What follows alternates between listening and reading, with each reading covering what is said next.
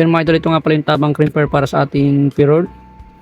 May dalawang version to, itong 4 sides and yung 6 sides, pero itong 4 sides yung pinili ko. Ayan.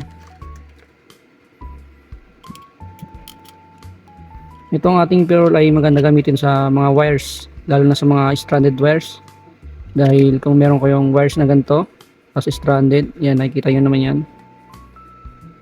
Possible na gumulo yan kung hindi nyo nilagyan na ito.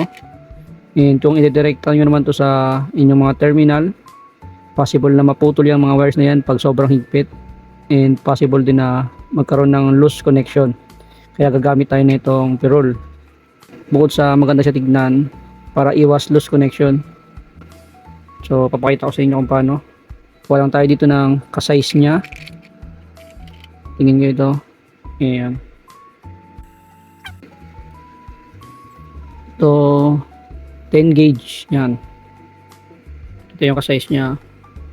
Ganito lang. Pasok nyo lang to. Yun, napasok na. And itong ating crimper, ipapasok nyo rin yan dito. And isasagad nyo lang dun. Okay. And higpitan nyo na. And ipipress nyo na yan ng malakas. Iyan. Iyan, okay. Medyo matigas lang talaga. Ganito na yung magiging itsura nya. Napakaganda. Grip na. Ayan o. Pwede nyo na siyang idirekta sa inyong terminal. Yan. Tapos, higpitan nyo. O, diba? Mas madali siya at mas maganda siya. Iwas loose connection tong ganito. Ito naman sa maliit na wire. Hanapin nyo rin yung kanyang ka-size. Ito, kulay blue. Yan. Pasok nyo lang rin yan. Tapos ikutin nyo. Ayan, para pumasok. Okay, and i-crimp natin. Ayan. Ayan.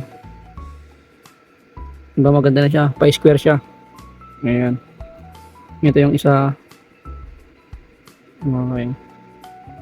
Ito naman yung sa malaki. Ayan. Kaya maganda tong P-roll na to.